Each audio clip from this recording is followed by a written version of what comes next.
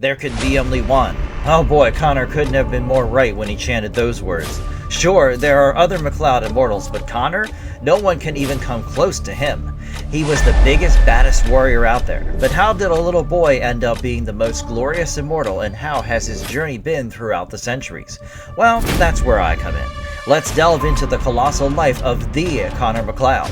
Just to be clear, I'll be drawing in from the Highlander series, novels, and comics, apart from the movies, to present a chronological story of Connor's life. Let's get started. Who was Connor MacLeod? Connor was the first ever immortal to be bestowed with the moniker of the Highlander. Connor was born in AD 1518 in Glenfinnan, Scotland, near the shores of Loch Shield. Connor had loving parents and was pampered by everyone in the clan. For instance, on his 10th birthday, his cousin Dougal got him a salmon as a gift. However, he was not over-coddled, nuh-uh. See, MacLeod clan was a prominent warrior group in the Scottish Highlands, known for their military prowess. The Fraser clan was their main opponents, and as a son of that lineage, Connor was raised to be a fighter, who would take the reputation of the family forward. Connor was also betrothed and married to a neighboring clanswoman, Catherine, and when the day came, he rode with his cousin Dougal and the clan chieftain Angus to settle their disputes with the Fraser clan. However, after the apparent hunky-dory negotiation, the trio was ambushed while on their way back home by 5 Fraser men. The MacLeods managed to take some of them down while the others fled. That was it. Clan MacLeod was now ready to declare war on Clan Fraser. Once again, the MacLeod trio rode side by side, easing Connor's anxiety about being in a battle with a few jokes. Once the fight began, Connor took the field readily, but he had a weird sensation, as if some unseen force was present on the battlefield. And there he was, on the top of a hill, standing tall amidst lightning strikes, the Kurgan. Connor was, however, a rude barbarian who was inviting people to fight him. But when no Fraser boy agreed to fight the young Highlander, Kurgan came directly at Connor and dealt a mortal wound to his stomach. Kurgan was about to take his head, but thankfully with the intervention of Dougal and Angus he couldn't, leaving Connor to pass out on the field. His savagery would be a classic characteristic till Ramirez entered his life. We'll get there. So when Kurgan attacked him, it actually served as his first death and triggered his immortality. Connor was brought back to his deathbed by his kinsmen and was honored by his clan till he breathed his last. We know it wasn't goodbye after all, but they didn't. So when Connor revived, everyone from his clan believed it was some sort of witchcraft or that he was in league with Lucifer. Everyone decided that Connor should be burned at the stake, and Dougal, who was once his closest friend, was especially adamant about killing whoever this man was, because he sure didn't believe that Connor MacLeod actually came back from death, and his words were, "Connor MacLeod was my kinsman, I don't know who you are." He beat Connor black and blue while all his people gathered, pelted him with rocks and stones, and Catherine out of everyone rooted the loudest to kill him. But Angus handled the situation, saying he should be mercifully banished. Thanking the chieftain, Connor left Glenfinnan, vowing never to return again. Every breath we took was toward this end. The beginning of Connor's life as an immortal. Puzzled and angry at his townsfolk, Connor wandered the Highlands looking for a place of his own. While we got some beautiful views of the scenic Highlands, Connor had some of the toughest time of his life. He's alone with no place to call home or no one to call his own, and most importantly, hella confused over how he cheated death. After 3 years of moving from place to place, Connor met Heather MacDonald, the daughter of a blacksmith, and fell in love. The movie showed us that Connor was now living happily in another village, Glencoe, learning the art of blacksmith from Heather's father and finally getting married to her. When her dad died the same year, Connor took over the business and was enjoying his secluded life with Heather in a small dwelling while working on their main house. Even then, he would often be attacked by his old clansmen, who wanted to blame Connor for the downfall of their group. Connor stayed with Heather, and his work continued until 1541, when the couple received an unexpected guest. No brownie points for guessing who this guest was. Immortal Juan Sanchez Villalobos Ramirez, who frankly walked in on them at a pretty inappropriate time. Riding on his white horse and donning a flamboyant feathered cloak, he told Connor that he was the chief metallurgist of King Charles V of Spain, and that he wanted Connor MacLeod. At that moment, lightning tore through the sky, and Ramirez explained that what Connor was feeling was the quickening, and that they were brothers. Yeah, quickening got its nuanced meaning much later. The feeling an immortal felt when another was near was described by Ramirez as quickening in the first movie, but Connor was still the same stubborn, sharp-mouthed Highlander at first, constantly arguing and mocking Ramirez. Finally, Ramirez told Connor that he was an immortal and it was time to accept that. Connor's reply was a simple, "I hate you," and Ramirez stated, "Good, that is a perfect way to start."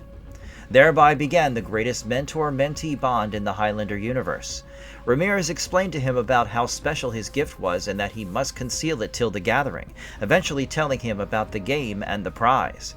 He took Connor under his wing and trained him in styles of combat that Connor has never seen before.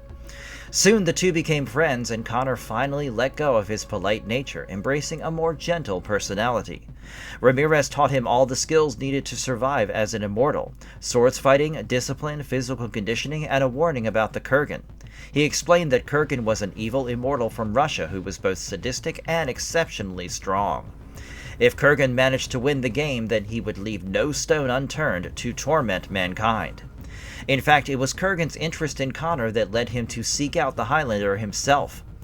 Ramirez also told Connor the harsh truths about being married to a mortal. Firstly, Heather could become a target of the enemies and could die before Connor. Moreover, their marriage would always be fruitless since Connor's immortality prevented him from fathering a child. Despite this, Connor decided to stay with Heather, and the inevitable happened. One fine night, when Connor was away, Kurgan showed up. He took Ramirez's head, got the quickening, and sexually assaulted Heather, thinking she was Ramirez's woman. Connor returned to find his tower in ruins and Ramirez dead. Setting aside the building of his house, he began training harder than ever, because defeating the Kurgan now became the driving force in Connor's life. However, he would not learn about Heather's assault at Kurgan's hands till centuries later. In the meantime, a tragedy struck Connor and he had to return to Glenfinnan. His mother was captured and imprisoned on the grounds of being a witch in 1555. Connor tried to free her and bring her with him to Glencoe, but was imprisoned by the townspeople. However, when Connor saw her die at the stake, he lost it, broke free, and killed everyone in his path, including his old friend Jacob Kell, and even his father, Rainey, who was the clan's holy man. Uh-oh, Connor just got himself a nightmarish foe. Anyway, in the ensuing fight, Connor's mother's funeral pyre was knocked over and the fire spread rapidly, burning the whole village. After giving his mother a proper burial, he returned to Glencoe. Decades passed, and as Ramirez told him, Heather grew older and weaker while Connor retained his youth. She passed away in 1590 of old age in Connor's arms, and her last request to him was to light a candle for her every year on her birthday. Connor buried her next to Ramirez. All Connor was left with was a lock of Heather's hair, Ramirez's lessons, and his determination to overthrow the Kurgan. With that, he took Ramirez's katana and left Scotland to explore the world. I'm Connor MacLeod of the Clan MacLeod.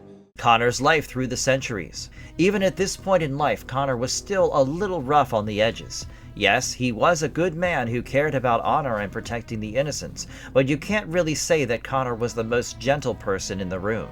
He would absolutely take offense and could not stand insults. Somewhere, it was this pride in him that set Connor aside, but put him in a lot of trouble as well.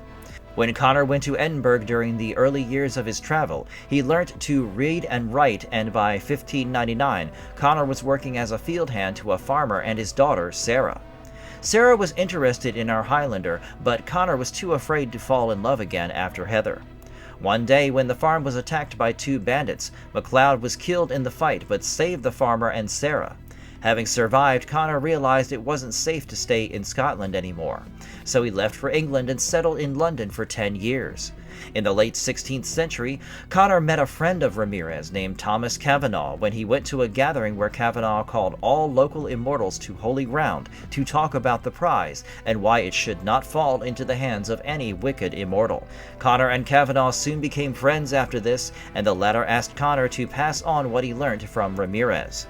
Following this encounter, Connor upped and left for North Africa in 1601, where he first met Sunda Castagir, who would become his best friend. Sometime after this, Connor traveled to Japan to request the immortal sorcerer Nakano, who was an acquaintance of Ramirez, to train him. Nakano trained Connor in more ways of sword fighting and the power of illusion. He also told him about the dangerous immortal named Kane, and sadly, Kane killed Nakano while Connor was still his pupil. He tried to attack Kane but was stabbed in the stomach and had to escape. As a result, Connor's illusion lessons were left incomplete. However, Nakano's quickening caused the cave to collapse, and Kane and his minions, Kabul Khan and Sengi Khan, remained trapped under it for almost 4 centuries. Continuing his bohemian life, Connor also gathered knowledge about seamanship. In 1611, he was rescued from the sea off Cape Horn by the juguleur. He soon befriended the ship's first mate, Carmichael, who taught him about navigating through the waters. Connor met Kavanaugh years later, who would finally give Connor a reality check to start living instead of continuously drifting. Connor took his advice and left England. Upon returning to Scotland, he met Duncan and trained him for quite some time. After all, Connor knew that Ramirez's knowledge should be passed on, and teaching Duncan was a good opportunity for him to wear his mentor's shoes. Early into Duncan's training, the two went to Aberdeen and met the immortal Nerissa. Nerissa was bad news, guys. They didn't know it yet.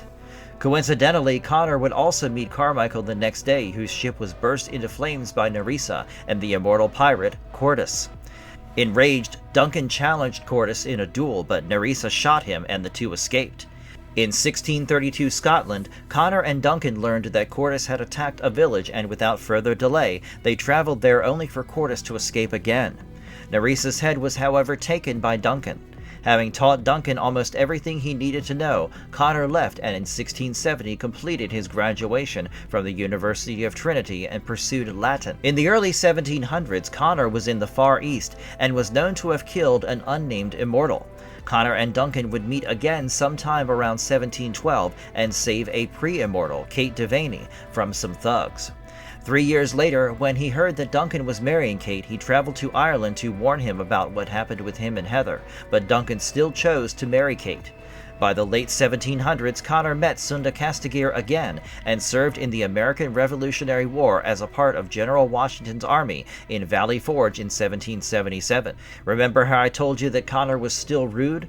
Well, he only participated in the war because of Castagir, because when he met Benjamin Franklin, Thomas Jefferson, and others, he refused to join their revolution, claiming that America was doomed. The boy was really arrogant, huh? A few years later, Connor came across Kavanaugh again and took a ship to France, where he wooed a gorgeous mortal woman, Isabel Torres, and gave her a ring to remember him. Sadly, Connor and Kavanaugh were soon captured, where the latter was guillotined, and Connor escaped, having taken his quickening. Towards the end of the 18th century, Connor supported the French Revolution, and when he was sentenced by King Louis XVI to die on the guillotine, his place was taken by a friend, Pierre Boucher, who was tired of the immortal life. Connor then returned to Sarah but refrained from revealing himself when he saw her happy with family and kids. Connor's love life wasn't exactly fulfilling. In 1796, Connor, under the alias of Adrian Montague, purchased a property on Hudson Street, New York, and sometime later used it to house Nash Antiques. At the beginning of the 19th century, Connor's path crossed with Castagir again in the West Indies. You know what, guys? I am convinced that these immortals make Phileas Fogg from Around the World in 80 Days look like a slow traveler. A major event happened in Connor's life when he was serving aboard the HMS Victory under the command of Horatio Nelson in 1804.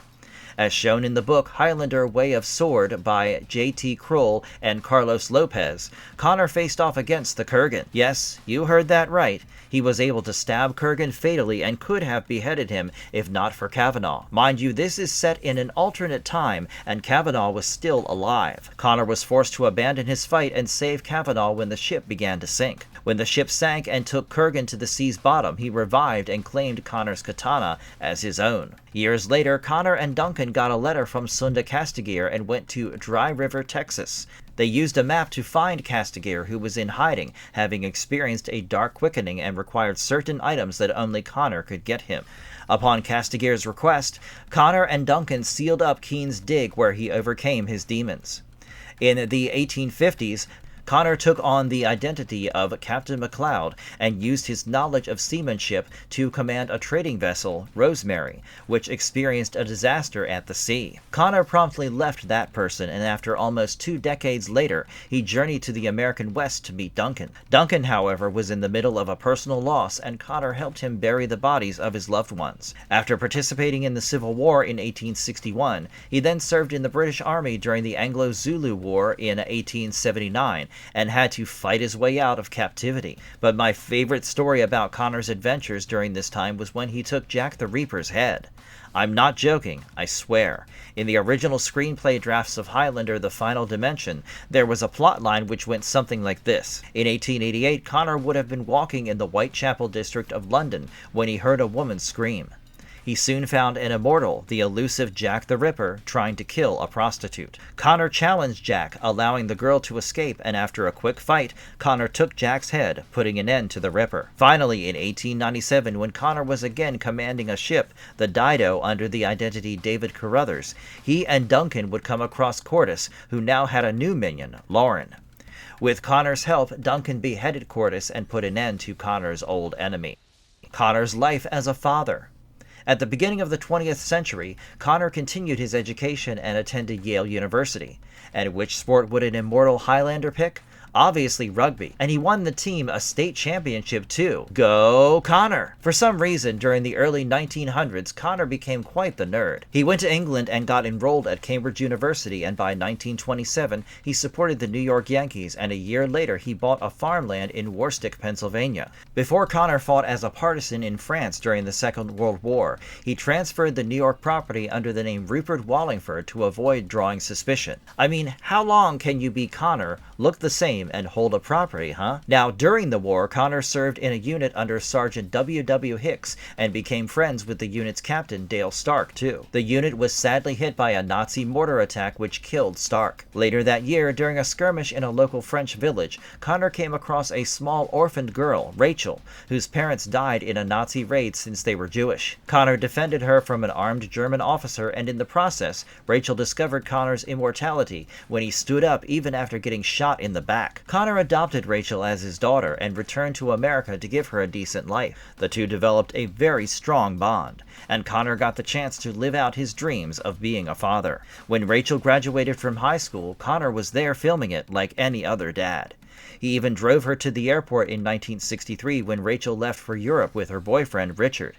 However, when things didn't work out, Rachel returned to Connor and eventually became the administrator of his shop, Nash Antiques. Before Connor ended up in New York in 1985 for The Gathering, he had a major confrontation with Kurgan in issues 0 to 5 of the Highlander comics published by Dynamite Entertainment.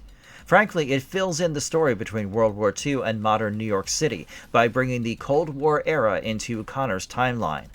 The comic book story started with Connor getting a visit from Sergeant Hicks right before Christmas.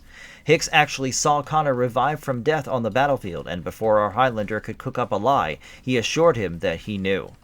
He was there to seek Connor's help and informed him about a secret experiment to create super soldiers similar to Connor. Understandably, the offer was for Connor to intervene and stop the threat. A few weeks later, Connor went to East Berlin to start his mission and soon met 2 immortals, Paul Furio and Tasia Destiny, and together they sneaked into a cathedral and realized that Hicks's intel was indeed true. A scientist named Dr. Armand Volkov was indeed making super soldiers, and the immortal they sent was none other than Kurgan. And the monster unleashed the super soldiers, Temnotier, who were mortal but genetically engineered to slow down the aging. The trio fought off these beasts, and a whole lot of chaos, bloodshed, and basking in the church. Connor challenged Kurgan inside the plane. While Kurgan was about to take Connor's head, he lunged at him, causing both of them to fall out of the plane. The two then battled in mid-air until they crashed into a factory. Both of them went toe-to-toe, their swords clanking rapidly, until Kurgan stabbed Connor in the back. But as he raised his sword to finish him, Volkov fired a laser cannon, blasting the Kurgan through a window and sending him hundreds of feet below. Volkov hated Kurgan's guts, who had killed his wife and daughter to force him into creating the Temnotier.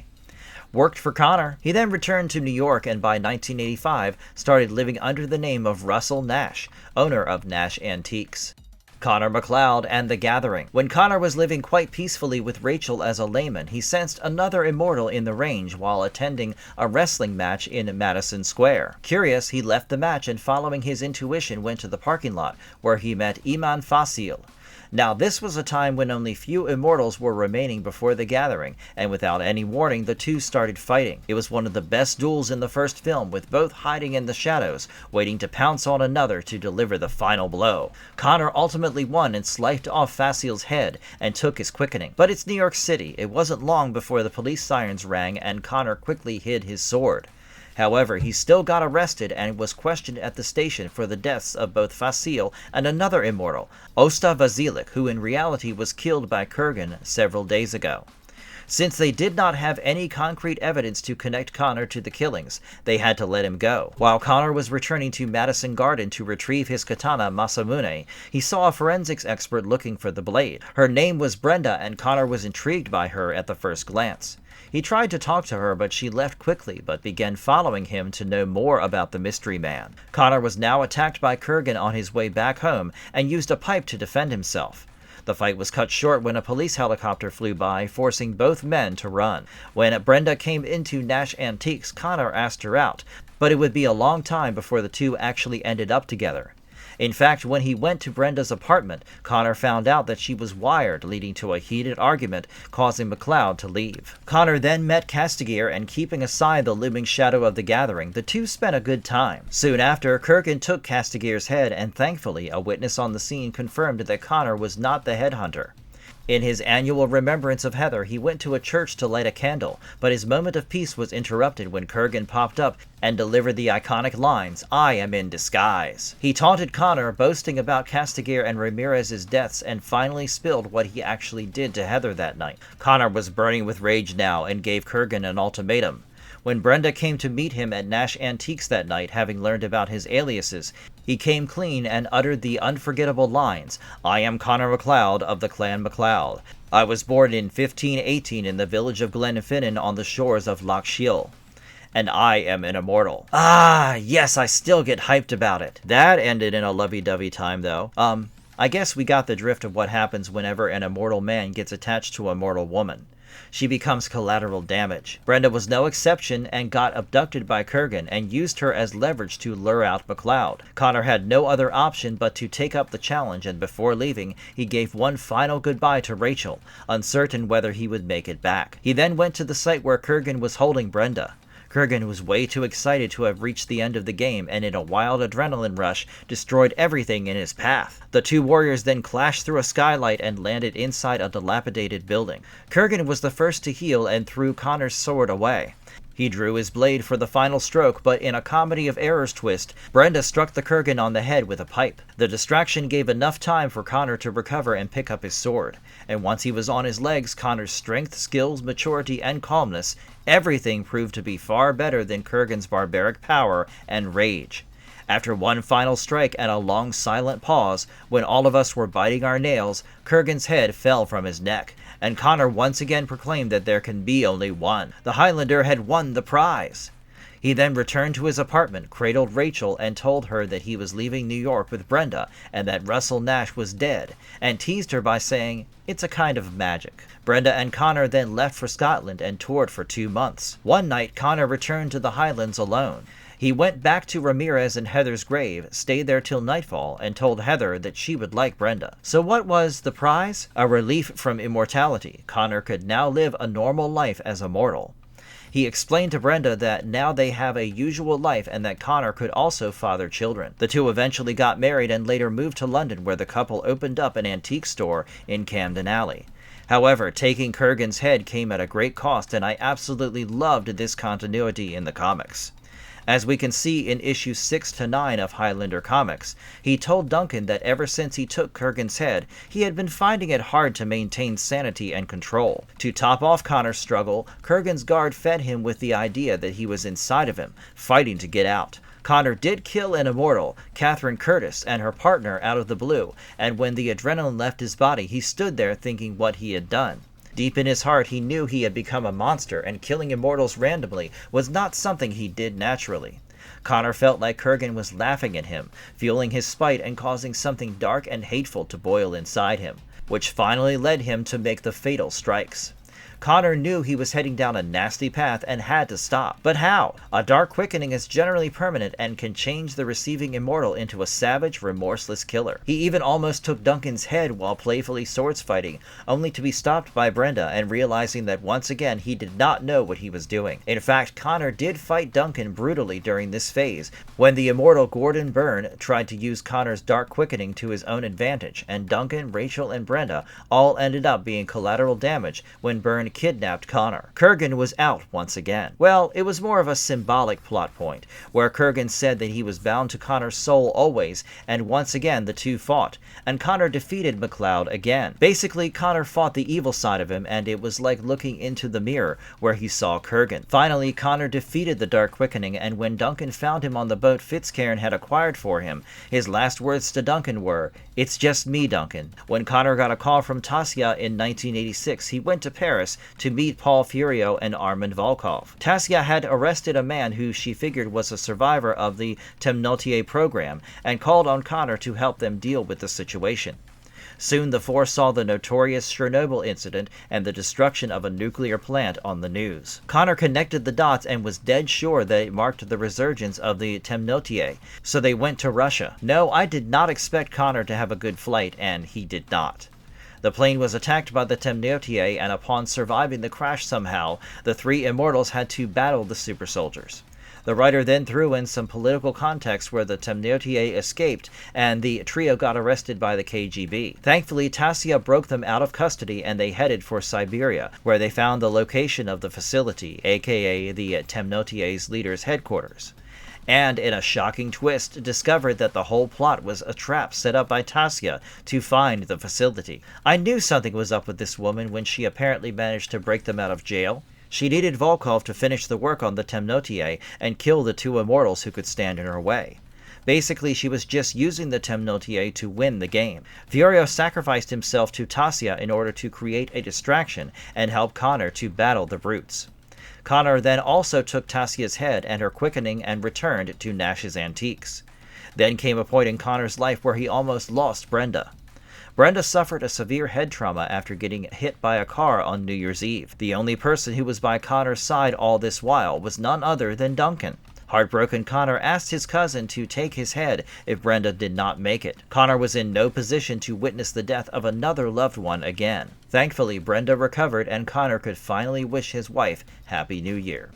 Connor's life in Highlander: The Quickening. By the end of the first film, we knew that Connor was immortal. So how did he find a place in the Immortals universe again? The answer is simple. A lot of the story takes place in a long-forgotten time and civilization, and when it moves to the present day, the Quickening does its magic. Let me explain. The second movie started by explaining how Connor and Ramirez happened to be two immortals on Earth. Now, according to this narrative, both of them were originally born 500 years ago on a planet called Zeist.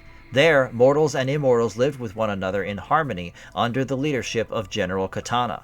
But Katana wasn't exactly a good ruler. He was more of a tyrant, and the early incarnation of Ramirez started a movement against him, which turned into a full-blown rebellion with time. This Ramirez was depicted as a sorcerer-like figure who declared the then version of Connor MacLeod as the leader of the revolution and created a magical bond between the two through the ancient power of the Quickening. This bond could never be broken, even in death, and whenever Connor needed his help, Ramirez would show up without fail. Yet, despite their best efforts, the uprising fell through and Katana captured Connor and Ramirez and the other revolutionaries. The priest of Zeist then exiled all of them to Earth, where they would live as immortals to fulfill the gathering in a distant future and continue the game. They could end their ageless exile only by fighting each other until the survivor won the prize, who would then have the option to either stay on Earth or return to Zeist to their own time.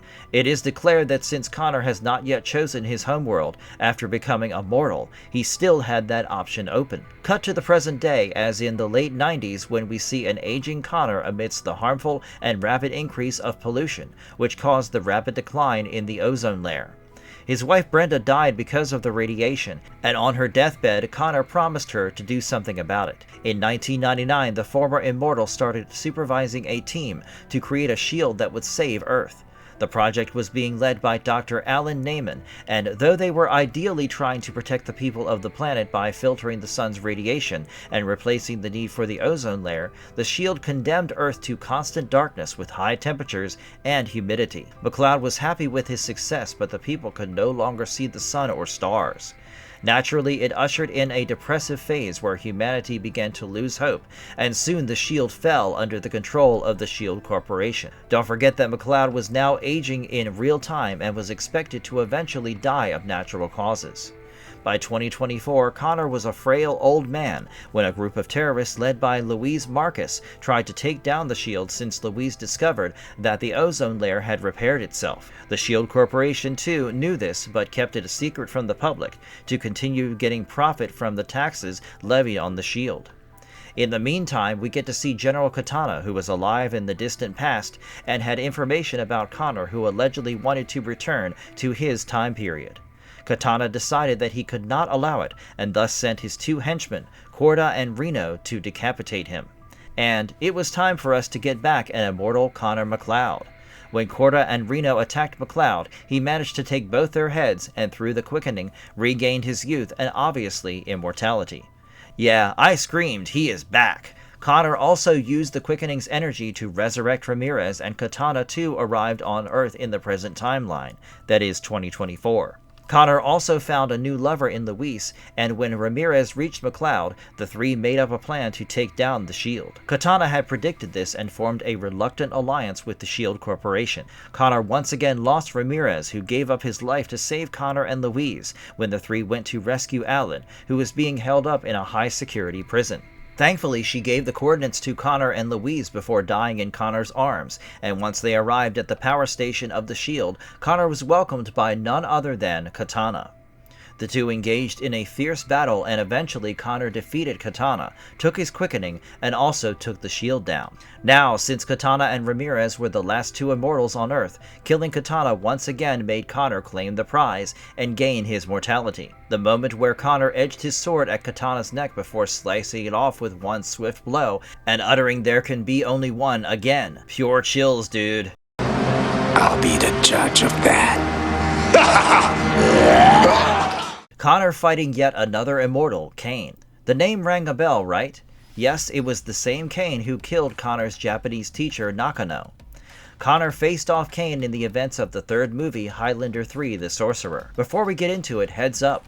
This movie acted as the alternate sequel to the original movie and removed the entire canon of Highlander 2 by confirming Connor was born in 16th century Scotland. Alright, let's start. As it so happened, Kane and his henchmen were freed when an archaeologist, Dr. Alexandra Johnson, excavated the legendary cave off Nakano.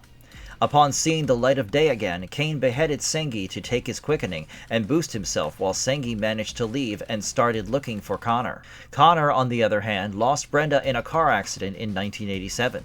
He was in the same vehicle too, but made it out alive without a scratch, hinting that his immortality was still there and that he was not the only immortal and the prize was not yet won. Coping with the death of another wife, he adopted a son, John, and started a life in Marrakesh, Morocco. While he was riding with John sometime in 1994, Connor sensed the presence of another immortal and realized that new dangers were about to knock on his door soon. He thus left John under the care of his friend Jack Donovan and left for New York once again. No sooner than he landed in the Big Apple, a barrio street gang attacked Connor and shot him. When he was rushed to the hospital believing to be near dead, he got back on his feet and understandably everyone was shocked. The doctors tried to confine him in a psych ward, and Connor had to fight his way out. You would think Connor at least deserves a good cup of coffee after this ordeal, but no. As he was walking down the halls of the hospital, Connor sensed another immortal, and it was one of Kane's henchmen, Kabul.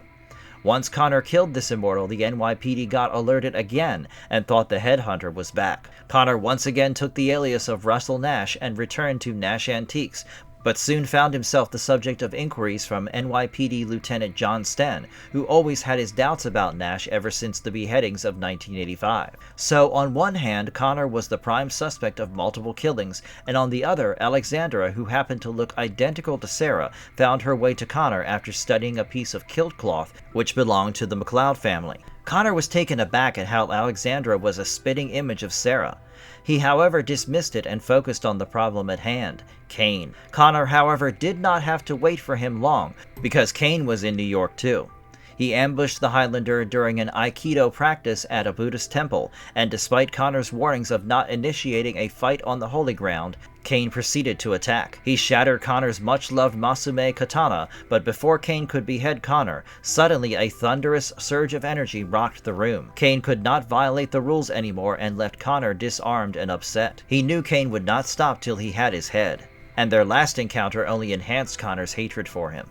This man killed his guide, defeated him once, and now, when he came back, he also broke Connor's sword, which was the last sign of Ramirez. Desperate to repair the katana, Connor returned to Glencoe, Scotland, and tried to reforge it. His efforts, however, proved futile till Alexandra popped up. She gave him a block of steel Nakano forged and told him to use the knowledge Nakano taught him about crafting swords, and finally, recollecting those memories, Connor managed to forge a new blade. Kane, in the meantime, had managed to find out Connor's soft spot, John MacLeod. Now, when he killed Nakano, he also got his powers of illusion, and used those skills to transform himself into a duplicate of Connor. He then tricked the boy into traveling with him to New York, and held him hostage as bait for Connor. The Highlander quickly turned up to save his son and fought through a maze of illusions within a New Jersey oil refinery, where Kane even took on Alexandra's form to deceive Connor. Ultimately, Connor's swordsmanship proved better, and he took Kane's head. To be fair, Kane did put up a good fight, and it took Connor 3 strokes to behead the septum ring-wearing villain. With the prize firmly back in his hands, Connor returned to Scotland and resumed a new life with John and Alexandra, whom he had fallen in love with.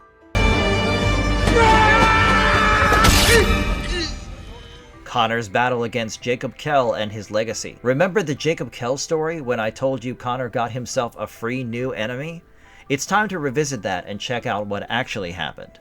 So, Connor killed Kell, but the boy was a latent immortal, and Connor only triggered his immortality. Upon reviving, Kell swore revenge on Connor for killing Rainey, and actually spent the next 400 years hunting down people Connor cared about. Kell was out and out evil. He did not care about the rules of the game. All he wanted was power and superiority, which he even managed to get. Kell recruited several younger and less powerful immortals as his followers, so that he could take their heads and keep on taking their quickening. In 1994, Kell reached Connor's doorstep and killed his adoptive daughter Rachel in their New York apartment. Connor almost gave up on life after this and left for the Sanctuary, which was a place where immortals could be put into a state of coma using drugs.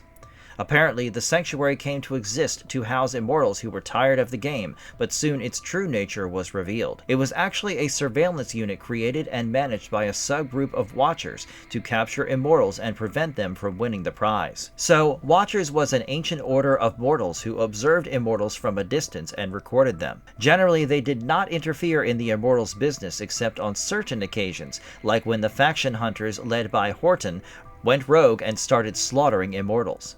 In Endgame, one such segment from the Watchers was led by Matthew Hale, whose intention was to keep the immortals captive. However, for Kell, the Sanctuary became a platter of immortals he could kill and devour their quickening. Kell attacked Connor there, but kept him alive in a grave so he could continue to torment him emotionally. Fortunately, Duncan reached the scene and helped Connor out, but Kell was right on them. He now wanted to kill Duncan to torture Connor, and kept boasting about it. Connor was too bogged down by the deaths of all his loved ones and left, unable to put up a strong enough fight against Kell. In that moment, Connor knew how magnificently strong Kell had become, and realized that to defeat him, any immortal would require centuries worth of power and skills. He met Duncan on a rooftop and started sword fighting with him. Confused, Duncan demanded an answer, and Connor explained that neither one of them could defeat Kell by themselves. And then came the most painful words ever spoken in the Highlander verse. "Goodbye, Duncan, my true brother." Yes, Connor convinced Duncan to behead him, so that the latter could get his quickening and gain enough power to fight Kell. Duncan had to do what he had to do and sorrowfully decapitated Connor. Oh boy, the rage with which he ran towards Kell with the sword in hand. Yeah, it was a tough battle. Kell made Duncan suffer quite a bit, but just before he was about to deliver the fatal last blow,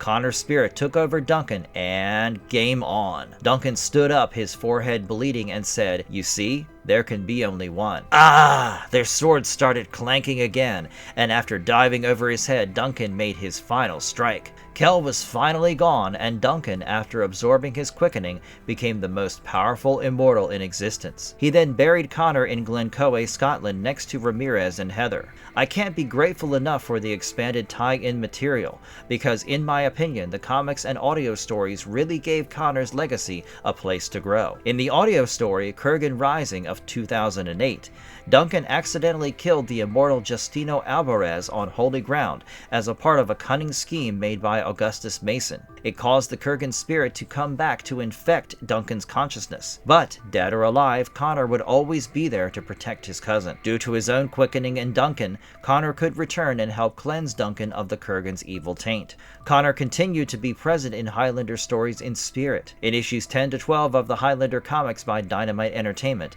we see how Connor is a driving force in Duncan's life. His ghost talking to him in times of crisis, encouraging and advising him, and most importantly, always staying by his side. For example, when Duncan was fighting an immortal Frenchman near nuclear bombs, Connor appeared and advised him not to take his head, as the quickening would detonate the bombs. To quote Connor from the comics, "You don't know what the blast will do to you, Duncan. You may heal, but the long-term effects, you could be sick for decades." Duncan, however, went ahead with the beheading, and it resulted in the explosion. We don't know about long-term effects, but 3 months later, he and his friends Mythos and Joe Dawson went to Scotland to give a proper farewell to Connor. Alright guys, that's it for today. Honestly, if my history books had stories as interesting as Connor MacLeod's life, I might have done a little better than a B-.